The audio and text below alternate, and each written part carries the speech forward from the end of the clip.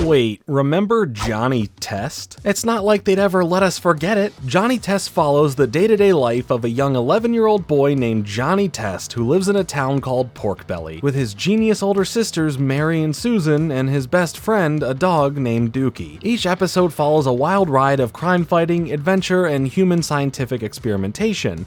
Wait, what was that last one? With an original run of 117 episodes, 6 seasons, 2 networks, a Netflix reboot of 2 seasons with 40 episodes so far, and a 20-minute interactive short, the series is massive and indestructible, it seems, with lots of love and lots of hate surrounding the show, both positive and negative reviews, 1 award, and many nominations. This series has all of what's good about cartoons and also very much what is bad about cartoons. If you enjoy the video, you better subscribe. Stick with me as we unpack everything Johnny Test, from the original series to the cancellation to the reboot and everything in between. Wanna go for a walk? Walk? I love walks. Welcome back to the 25 Days of Fringe-Miss, where there's going to be brand new videos every single day from December 1st to December 25th. Hop aboard.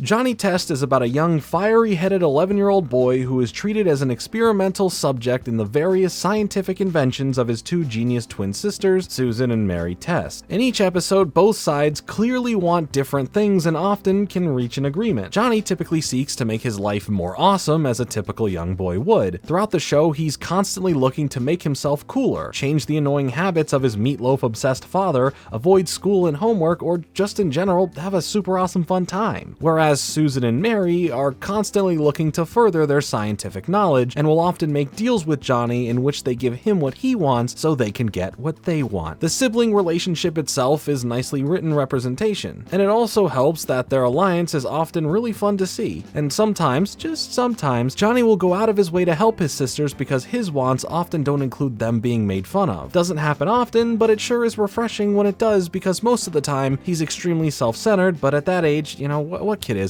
And I guess he's not that selfish because a lot of his actions equally include Dookie. Dookie is a dog and Johnny's best friend who was given human intelligence after he was adopted from the pound. He is much more mature than Johnny, and honestly, he kinda babysits him a lot of the time, talking him down from his more wild ideas. In the end, however, he's always won over by his doggy instincts and will do just about anything for a steak. As explained in the intro song, Johnny's mom doesn't make a ton of appearances due to her busy work schedule as a girl boss, but his dad is a stay-at-home dad who frequently makes appearances. He's a source of annoyance for the Test siblings and often serves as a unifying factor for the 3 of them. Bling Bling Boy is another character. He's about Johnny's age and sports a white outfit with gold and sparkly accents. He's characterized mostly in his advances towards one of the Test sisters, Susan. Serving as a villain for a lot of the series, we get to know Eugene on a personal level, and he's actually a favorite character for a lot of viewers. We understand where his priorities lie, and he'll often team up with the Test to defeat greater evils, but usually only by striking a deal where he would either get a date or a kiss from Susan in return. How very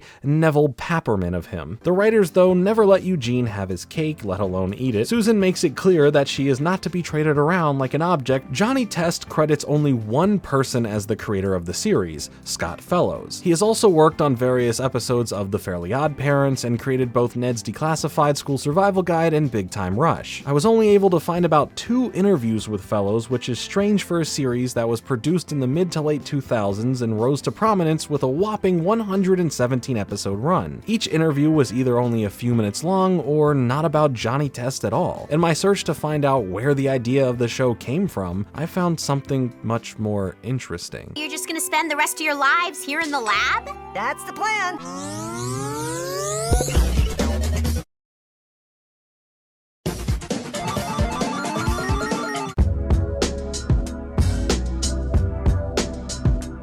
As it turns out, I found a legal document in which David Straighten, known for his live-action directing, had brought a civil lawsuit to the court's attention. He claims that he and Scott thought of the idea together in 1995, and they were unsuccessful in pitching the project to Nickelodeon. Court documents confirm that they never disbanded or terminated their joint venture of the Johnny Test concept. He then said years went by and he only stumbled upon the series when his daughter became old enough to watch television, and he immediately recognized the work. He was looking to sue Fellows for about about 50% of his earnings, court costs, punitive damages, and a co-creator credit. The case was filed in September of 2013 and was eventually dismissed. Now, I'm no lawyer, so I don't really know who won, but the case was closed, I can tell you that. Plus, David isn't credited as a co-creator on everything I looked at, so who knows to the extent in which David was correct and entitled to compensation. It could have been a payout settlement, and that's about it. We do know that Scott Fellows isn't exactly the talkative type about how Johnny Test came to be.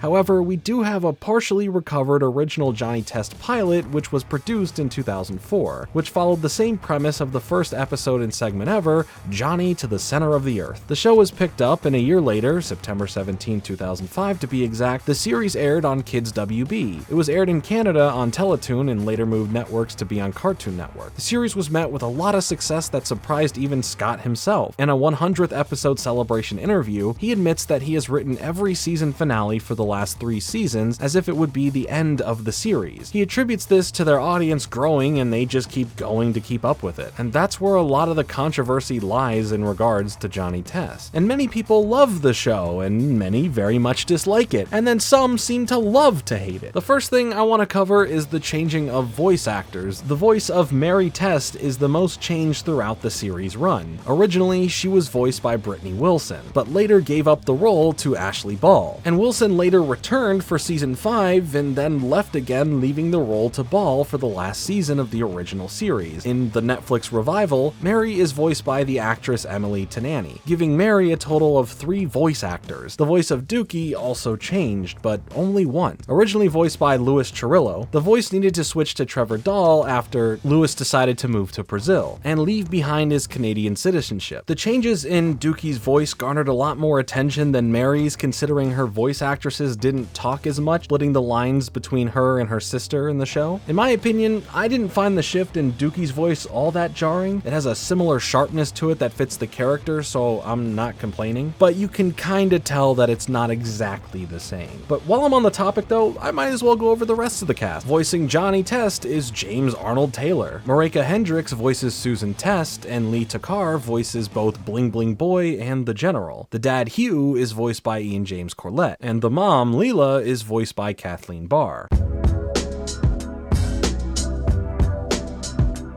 But back to the criticism regarding the series though, its target toward young audiences with a toilet and lowbrow humor drives a lot of the slightly older demographic away. That being said, the first season is regarded as the best that the series ever got, and many fans have noticed and voiced their concerns about the decline in quality over the years. As Fellows said earlier, they wrote a lot of the season finales assuming it would be the last, but they just kept going. This most likely resulted in writer burnout and trying to come up with new and fresh ideas for the series. In turn, a lot of episodes were written that very obviously followed the same plot lines of other episodes, but just with slight visual variations. The writing would feel pretty lackluster at times, and they would slap the fourth wall, "It's a cartoon, just go with it" button as an excuse for quick ways to move the story along. To tag on with the writer exhaustion, artist burnout was also very prominent. Many fans have criticized how the quality of the animation has changed and declined since season 1. A lot of character designs were reused, copy and pasted, or just overly repeated and kind of boring. Speaking of which, the most famous criticism of the show comes with the sound design. I dare you!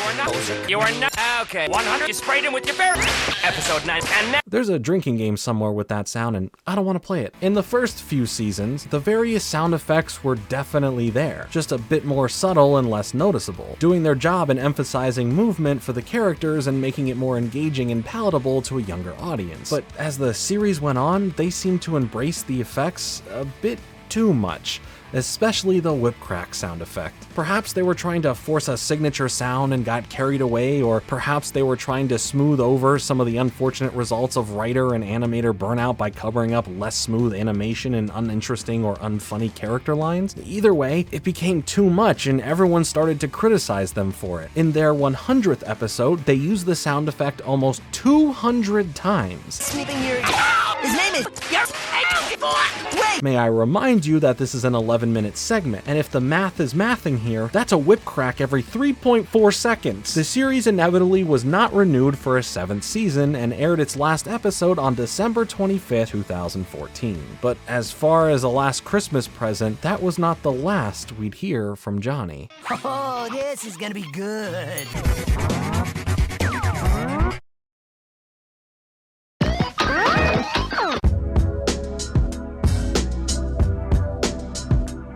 Johnny Test was resurrected by Netflix when they announced in August of 2020 that they would revive the series, almost exactly 15 years after the series originally premiered. A lot of Reddit threads expressed audience concern that Netflix would do what Netflix typically does and do something like, I don't know, cut the show they just brought back too early into its life. But the Netflix revival was actually really good. As good as Johnny Test can be, that is. It was certainly much better than the last few seasons of the original series. The animation is beautifully done, leagues more expressive, and felt true to what the original show looked like, but adding in a lot more movement for the characters. It didn't feel as stiff as the original did. Each episode is different enough to feel original and engaging, and there's less sound effects, thank God. In fact, in the 5th episode, The Silence of the Johnny, they actually make fun of the sound design in the old series by zapping away his voice, then the sound effects that waving his arms create. In this episode, the use of sound and lack of it is refreshing and feels like an apology for what we had to sit through in the original series, especially that 100th episode. We see old characters and meet new ones that are actually interesting and fit really well into the tone of the show. Annoyingly, on Netflix, they've listed it as a separate show but with the exact same name. I can see a young kid getting confused and watching the newer series first, being lost immediately because it jumps right into the series without any explanation as to who the characters are or what they're doing. Which, sure, this show really doesn't have a narrative that you need to follow along with other than Johnny getting into some wacky adventures from his sister's scientific shenanigans. But hey, I'm an adult and I got confused and I don't like that, so Netflix should change it just for me specifically. Thankfully, the Netflix original series has an N on their thumbnail, and when you play an episode it says Netflix original series, so there you go. Another main concern a lot of people seem to have is how most of the episodes have clearly dated the content by making spoofs of real life events and technological developments. The series kicks off with a bang, using a Fortnite-inspired battle royale game, with all the main villains and protagonists fighting against each other on Bling Bling Island. There's an episode that focuses on Pokemon Go, or in the Johnny Test universe, Tinymon Go. And there's also this older episode of Johnny Test that does a similar Pokemon spoof, and you're telling me that this isn't a Shadow Lugia? Yeah, okay. There's an episode in which Johnny and Dookie sneak into a knockoff Amazon warehouse and have to fight off a 3-in-1 Jeff Bezos, Elon Musk, Mark Zuckerberg billionaire appropriately named Jorf Muskerberg.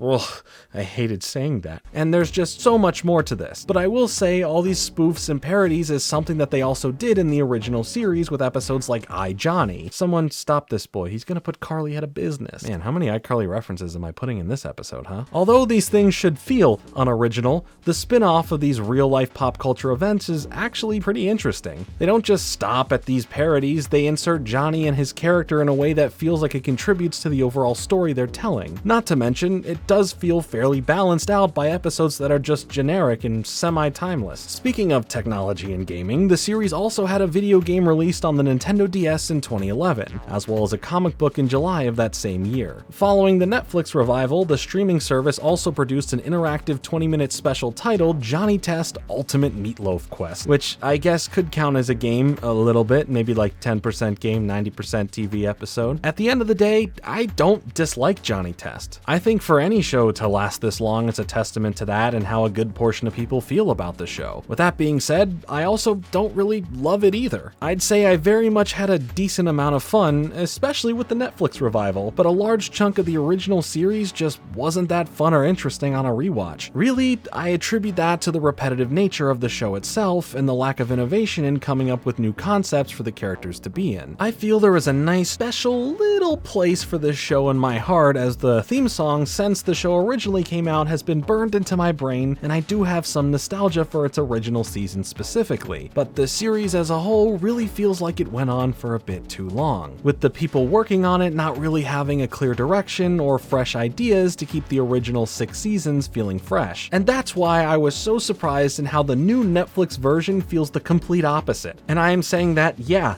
I'd recommend checking the 2 seasons of it out. But what about you? Are you a big Johnny Test fan? Are you not? Let me know your thoughts on the series as well as the Netflix revival in the comments below. Thanks so much for watching, like and subscribe. Later.